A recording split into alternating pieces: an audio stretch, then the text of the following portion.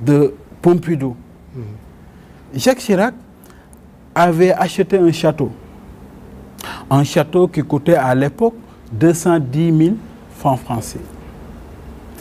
Et ce château, c'était les 150 000 qu'il avait hérité de son papa, qui venait de décéder, et 60 000 d'apport personnel.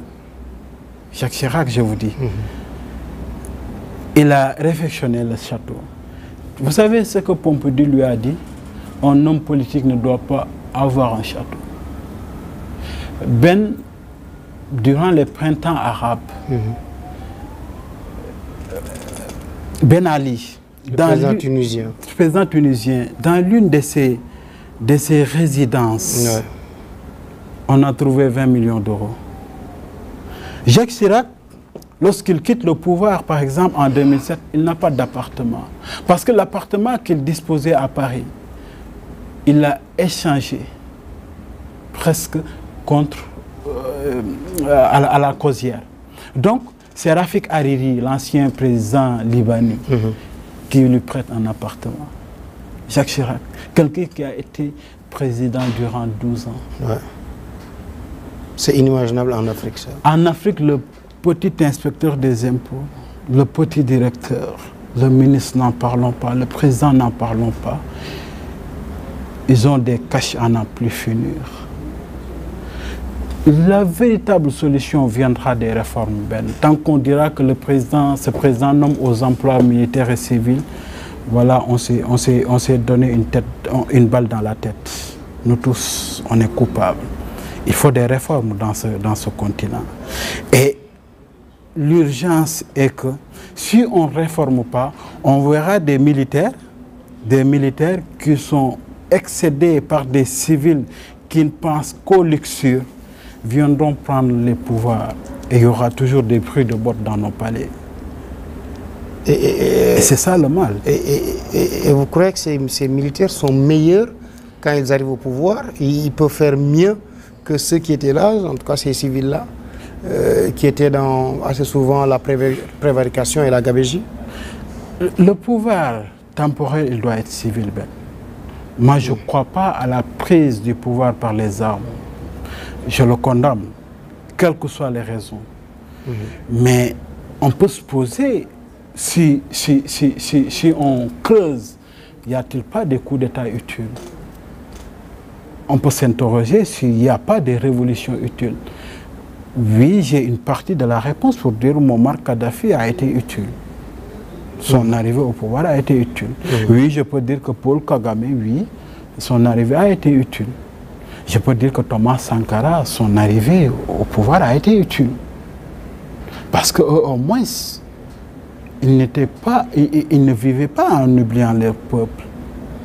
Mais quand tu es militaire, tu prends le pouvoir, mais tu fais la même chose que les civils.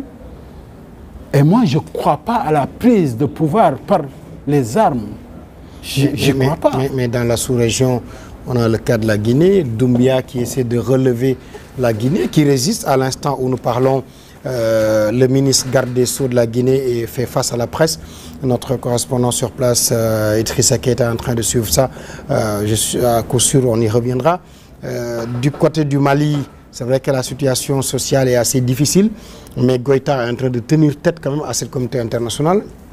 Traoré du côté du Burkina fait de même, au Niger même chose, au Gabon même chose.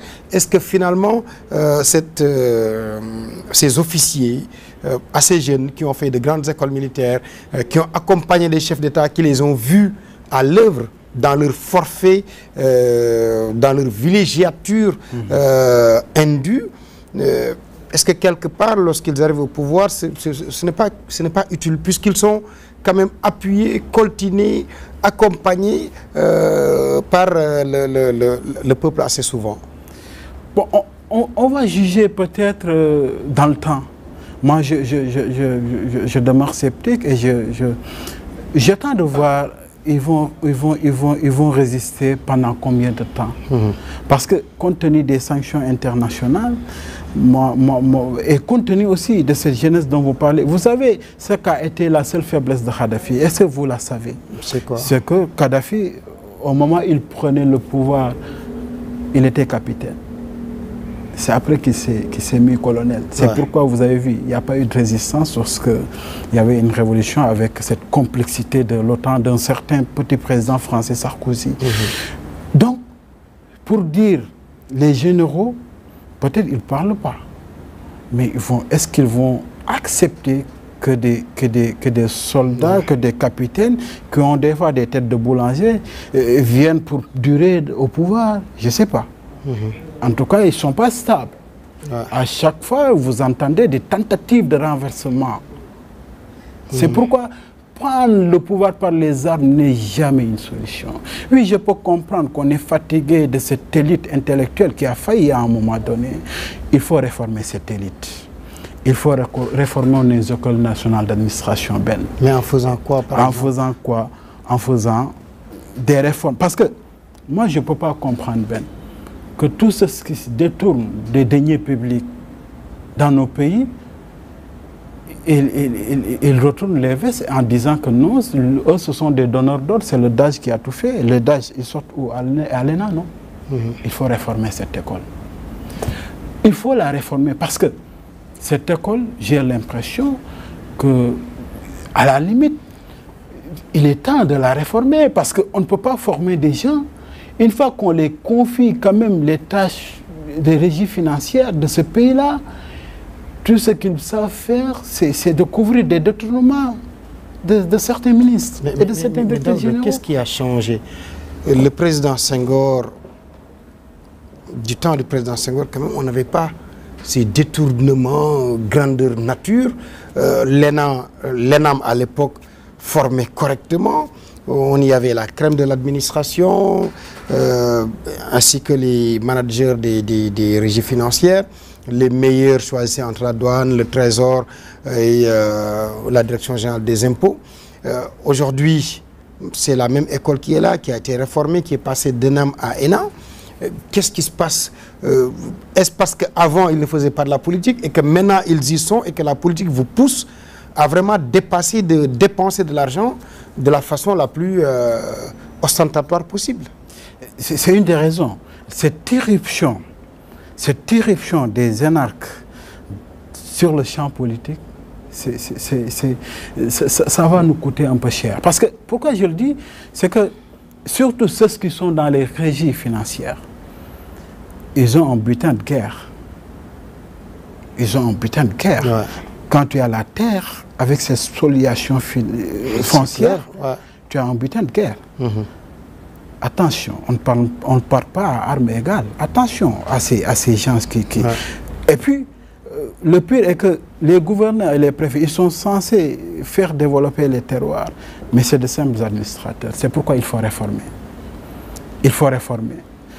Et inclure les nouveaux challenges comme le climat, l'environnement, la bonne gouvernance. Il faut réformer cette école. C'est une urgence, à mon avis. Sinon, on va voir des militaires qui diront que nous, écoute, nous, on est excédés de recevoir des ordres de ces minables civils, comme ils nous appellent. On va prendre le pouvoir. On va faire beaucoup de bruit dans les palais. Malheureusement, c'est comme ça. C'est comme ça.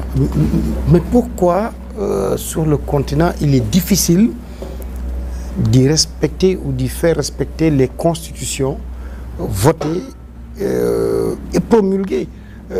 En Côte d'Ivoire, on a vu le cas du président Ouattara qui devait partir et qui cherche même un autre mandat. Au Sénégal, heureusement, le président Macky Sall a respecté sa parole. On dit c'est sous la contrainte, mais quel que soit le cas, en tout cas, il a respecté sa parole, ce qu'il appelle son code d'honneur. Je crois, en donnant déjà la parole, en donnant sa parole, on n'a plus besoin de parler de code d'honneur, parce que c'est la Constitution qui dit que le président a 2 mandats. Absolument. Alors, c'est quoi le problème? On a quel problème avec la Constitution? Du mal à respecter cette Constitution, du mal à respecter tous les engagements pris pendant qu'on était candidat. Et dès qu'on arrive au pouvoir, l'hyper-présidentialisme fait que le président en Afrique, il a l'impression d'être un roi. C'est du Bokassa sans Bokassa. Non, c'est pas seulement un roi, c'est un demi-dieu. Les présidents africains, dans certains cas, c'est des demi-dieux. Parce que dès lors qu'on vous dit que vous nommez aux emplois civils et militaires, si vous voulez que Ben devienne milliardaire demain, il le devient. Donc c'est un demi-dieu. Il faut réformer cette constitution-là. C'est